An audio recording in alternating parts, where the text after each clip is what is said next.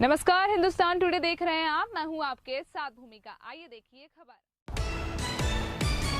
जी हाँ, ये खबर दतिया शहर के बहुचर्चित हॉस्पिटल वेद का मल्टी स्पेशलिस्ट हॉस्पिटल बुंदेलखंड से है, जिस पर बिल न देने का आरोप हनुमंत यादव निवासी झांसी द्वारा लगाया गया। हनुमंत यादव ने मीडिया से चर्चा करते हुए बताया कि जब उनकी पत्नी को कोविड हुआ तो हॉस्पिटल ने सुविधाओं का हवाला देकर भर्ती तो कर लिया, लेकिन बाद में ऑक्सीजन की कमी बताकर मरीज को संभालने का जिम्मा अपने कंधों से हटाकर अटेंडर पर फेंक दिया। मरीज की जान को देखते हुए उन्होंने वहां से इमरजेंसी में मरीज को कहीं और भर्ती किया। जब हनुमंत यादव द्वारा इलाज के लिए गए खर्चे का बिल हॉस्पिटल प्रबंधन से मांगा तो उन्हें उपलब्ध नहीं कराया जा रहा है। जब भी वे जाते हैं तो उन्हें बाकी पैसे जमा करो तभी बिल मिलेगा, ऐसी बात कहकर भिजवा दिया जाता है और आदि बात मीडिया को बताई गई है। हनुमंत सिंह यादव है और मेरी पत्नी श्रीमती मालती देवी 21 अप्रैल 2021 को कोविड हुआ था उनको जी। तो झांसी में चूँकि ऑक्सीजन की क्राइसिस थी तो हमें पता चला, क्योंकि हमारे एक रिश्तेदार दतिया के हॉस्पिटल में एडमिट थे, तो उन्होंने बताया, प्रबंधन से बात कराई हमारी, तो उन्होंने कहा कि हमारे पास सारी सुविधाएं हैं और हमारे पास पर्याप्त मात्रा में ऑक्सीजन है, अब हमारे यहाँ ले आइए। तो मैंने अपने बेटे को भेज के वहाँ से ये सारी चीज़ें पता की और पता करने के बाद मैंने रात को 10 बजे 21 तारीख को मैंने एडमिट करा दिया। मुझे 21 और 22 को तो कोई समस्या नहीं महसूस हुई। 23 तारीख को मेरी पत्नी को ऑक्सीजन की आवश्यकता हुई और शायद 23 तारीख को ही उन्होंने ऑक्सीजन भी लगा दिया था। और शाम को मुझे अचानक ही उन्होंने ऑक्सीजन के लिए मना कर दिया कि अब हमारे पास ऑक्सीजन नहीं है। तो मैंने कहा ये तो मेरे साथ आप चीटिंग कर रहे हैं, ये गलत बात है, ये नहीं करना चाहिए आप लोगों को, क्योंकि किसी मरीज के साथ इस तरीके की बात करना अच्छा बात नहीं है। तो चूँकि मेरा मरीज़ था और ऑक्सीजन ख़त्म हो गई थी तो उसके जीवन काल को देखते हुए मैंने समझौता किया और समझौता स्वरूप मैंने रात में ही व्यवस्था करके अपने को वहाँ से चले आए और मेरे को इन्होंने रेफर लेटर दिया, बाकायदा सारी चीज़ें दी। और मैंने इनसे पूछा भी कि क्या कुछ बैलेंस वगैरह तो नहीं है। बोले नहीं आप तो जाइए, आपका कोई बैलेंस नहीं है। और मैं चला आया। उसके बाद फिर जब मेरी पत्नी जब ठीक हो गई, जब मैं इनके पास बिल लेने पहुंचा तो इन्होंने अनावश्यक रूप से मेरे को कहा कि बिल आपको तभी मिलेंगे जब आप हमें एक्स्ट्रा पैसे 8,000 9,000 और देंगे। तो हमने कहा मेरे ऊपर तो कोई ड्यूज था नहीं, आप एक्स्ट्रा पैसे किस बात के मांग रहे हैं, ये तो गलत बात है आप लोगों की। आप इस तरीके से प्रबंधन जो आपका है वो गलत है, मेरे से मुलाकात कराइए। तो इन्होंने कहा कि नहीं अभी आप नहीं मिल सकते हैं, तो आप 29 तारीख को आइए। तो मैं 29 जून को दोबारा गया तो तब भी मुझे बहला दिया गया कि आप रात की पाली में डिस्चार्ज हुए थे, आप रात में आइए। तो मैं शाम में एक बार फिर गया, उसके बावजूद भी मुझे कोई सफलता नहीं मिली।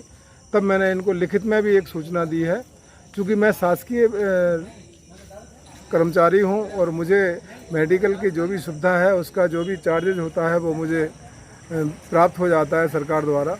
अब इनके द्वारा बिल ना दिए जाने के कारण मेरा वो बिल जो इनके अस्पताल में खर्च हुए हैं, मेरे 45-40 हज़ार रुपये का जो बिल बना था टोटल दवाइयाँ सहित, उसमें से 20,500 रुपये के बिल जो मैंने इनके पास मेरे पास पर्चियाँ हैं उनके बिल ये नहीं दे रहे हैं हमें, जिसके कारण मेरा बिल नहीं पास हो पा रहा है। तो मेरी मुख्य समस्या यही है कि मुझे बिल प्राप्त हो जाए और मेरा आर्थिक नुकसान ना हो और भविष्य में कम से कम किसी अन्य लोगों के साथ इस तरीके का दुर्व्यवहार ना करें और किसी का नुकसान ना हो। जब आप बिल के लिए जाते हैं तो किस तरीके से आपको प्रबंधन द्वारा बात की जाती है? प्रबंधन का कोई भी व्यक्ति मिलने नहीं आता है।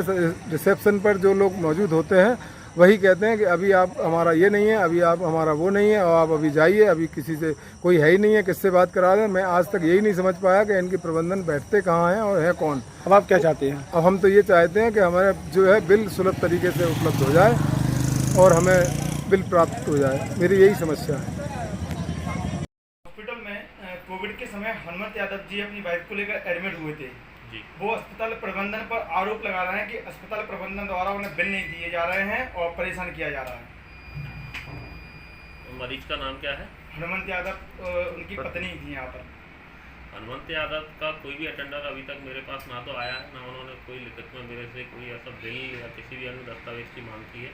यदि उन्होंने हमारे यहाँ इलाज कराया होगा तो उनके पास रसीदें होंगी, उनके पास जो भी रसीदें हों वो लेकर मेरे पास आएँ, उनको बिल हम लोग उपलब्ध कराएँ। सर उनका कहना है कि जब हम हॉस्पिटल जाते हैं तो वो कहते हैं ये शाम की शिफ्ट का मामला है, आप शाम को आइए। जब वो शाम को आते हैं तो वो कहते हैं कि सुबह आइए। उनका कहना है कि उन्हें घुमाया जा रहा है, बिल प्रोवाइड नहीं कराए जा रहे हैं। हॉस्पिटल पे सामने रिसेप्शन है, वहाँ पे मेरा नंबर डिस्प्ले है। जो भी मरीज जाता है उनके सबके पास मेरा नंबर है, अटेंडरों के पास मेरा नंबर होता है। आज तक हनुमंत के अटेंडर ने मुझे अगर कॉल लगाया हो तो उसकी रिकॉर्डिंग मुझे भेजें या उसकी कॉल डिटेल मुझे भेजें, जब मैंने उनकी बात नहीं सुनी हो या नहीं मानी हो।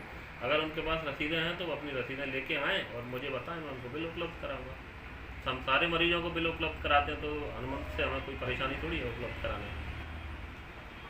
सर उन्हें डाक द्वारा भी भेजा है, उसके मुझे विषय में आप क्या कहना चाहेंगे? मुझे उनका ऐसा कोई पत्र प्राप्त नहीं हुआ है जो उन्होंने डाक द्वारा भेजा है। अगर उन्होंने कोई भेजा है तो वो उसकी प्रति लेकर मेरे पास आ सकते हैं। मैं यहाँ 12 बजे से लेकर रात 9 बजे तक उपलब्ध रहता हूँ अपने ऑफिस में। कभी भी आकर मेरे से मिलें और जो भी उनकी समस्या है वो आकर मुझे बताएं और अपने बिल लेके जा सकते हैं। सर अभी जब हम हॉस्पिटल में आए, आपके द्वारा मास्क का प्रयोग किया जा रहा है, लेकिन रिसेप्शन पर और जो गनमैन और जो बैठे हुए वो मास्क का प्रयोग नहीं कर रहे हैं। क्या कहना रहेगा? हम सबको निर्देशित करते हैं, रोज़ बताते रहते हैं कि मास्क लगाना है। कई बार मरीज के जो अटेंडर होते हैं वो या कई स्टाफ द्वारा लापरवाही की जाती है, समय समय पर हम उन्हें निर्देशित करते रहते हैं, उन चीज़ों का पालन कराते हैं। अगर ऐसा कुछ हुआ तो हम आगे और उसका सख्ती करेंगे और उनका पालन करवाएंगे।